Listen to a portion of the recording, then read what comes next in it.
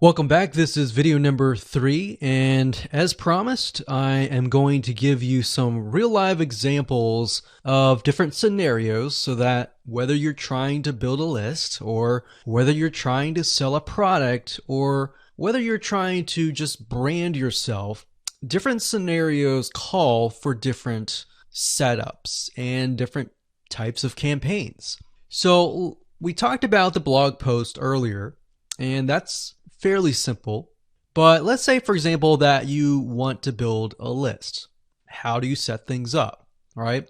What if they don't opt into the list? How are you going to retarget them to get them to sign up for the list?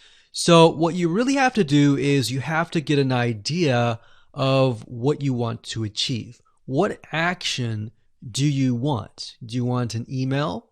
Do you want a sale? Do you just want to brand yourself and expose people to your awesome content? And there are other different scenarios as well. How do you get somebody to fill out a form? So how about we cover those right now? So let's do opt-in list.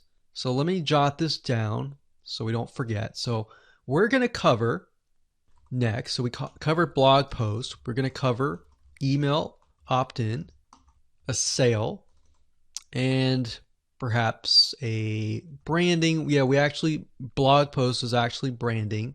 So branding. Now you could go further and show them ads of other related content as well. You could do that. But the goal here is to try to keep things simple. All right. We don't want to get too complex because, believe it or not, Facebook ads can get very, very complex. Funnels can grow and be extensive as possible, but let's keep the things simple. So we got a sale. Well, let's do perhaps a form. So you have to think, what is the intention or the goal? So the goal with an email opt-in is to get an email address. The goal of a sale is to obviously get someone to spend money. So getting somebody to pay. So get someone to buy. And then with the form, you want somebody to fill out the form. Now you also have to think, okay, what happens when somebody completes the email? What then happens? How do you convert? And how do you track that conversion so you don't show a Facebook ad to somebody who has bought, right? So it's kind of an if, then, else. If this happens, then this happens. If this doesn't happen, then this happens, right? So let me explain. Let's do an email opt-in. All right, somebody comes to a landing page. So we'll call this the email capture page. And then, of course, there's going to be a Facebook pixel on this email captured page. Now, I'm going to remove these because it's going to get a little bit longer. And I'm going to delete this. I'm going to actually copy this back, but we're going to move this over here.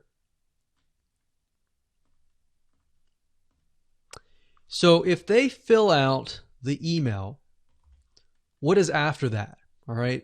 What is after that? So after that, depending on how things are set up, if you've got it set up with double opt-in confirmation, which means they have to check their email address and click the link and all that, and it goes to that page, or they fill in the email and it immediately directs them to the next page. Whatever the page is, we'll say page 2. This could be where the freebie is located. And you're going to need to have another Facebook pixel on that page, right? So if you think about it, the Facebook pixel needs to be on this page. Now, the only reason why we would want to show a Facebook ad is if they came to the email capture page, but they did not give us their email, right? In other words, if they did not fulfill the action, then you need to show a Facebook ad. If they did fulfill the action, you don't need to show the Facebook ad, unless, of course, you're selling a product. But like I said, let's keep it simple. So from this point, they either give us the email and then they land on this page. And this Facebook pixel will need to, we'll call it a conversion, and it will need to let us know if it actually converted. Now, if they did not, so we'll put over here,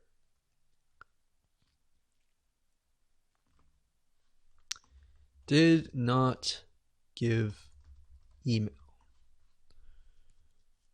So this is if they gave us the email. If they did not give us the email, and that's why I put an arrow here. So these are scenario 1.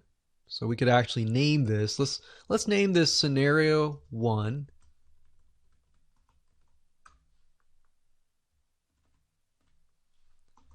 In scenario 2.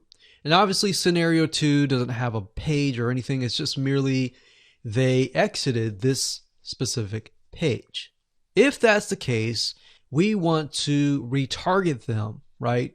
So we are going to say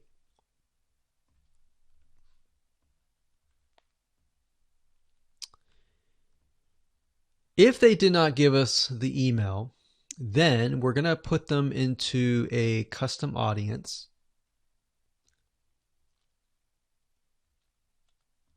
So in certain respects, what this is going to do is if somebody visited this page, but they did not visit this page, then we put them in a custom audience.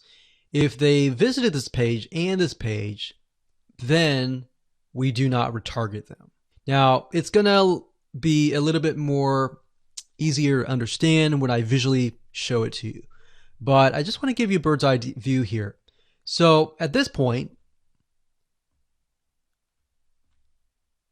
they did not give us the email, so therefore we add them to custom audience, and then we show them a Facebook ad.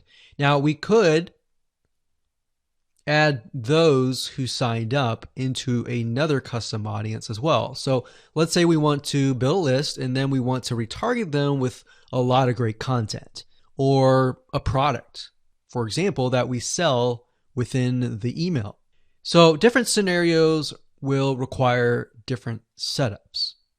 So that's one setup. That's an email setup. So not only are you setting things up for the if they fill out the email, but if they do not fill out the email. So the next thing we have is a sale. So you'll notice that it's actually very similar. If a visitor comes to a page, and this page can be the sales page, and of course we pixel them, and then they either buy or, so scenario, they buy, and that is a Facebook pixel conversion, or they do not buy, and then we add them to a custom audience and we show them a Facebook ad for the goal of trying to get them to buy. Maybe they're not ready to buy, right? So you could show a Facebook ad of free content that is related to the sales page. Because most likely if they visited the sales page, they're interested, they're just not sure, right? You could show them a Facebook ad to a coupon.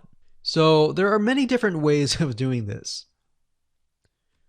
So now you can kind of get an idea. It's very, very similar from the email to the sale. Any type of conversion is very, very similar. So now we have a form. So let's see here. We got sales page here. And let's do a form. So they come to the form, and our goal is to get them to fill out the form. So we got a Facebook pixel here as well. Of course, scenario 1, they fill out form, and then we have a Facebook pixel, and we're able to track that they did fill out the form. And scenario 2, they did not fill out form, so we want to retarget them with either really good content or something that speaks directly to them to try to get them to come back and fill out the form. And that can be the Facebook ad. So as you can see, anytime you have a action, it actually becomes very, very similar in the setup. So now that you have a better idea of the different real life scenarios and examples, let's move on to the next video and talk about the Facebook pixel, what it is, why it's important, and where to get it.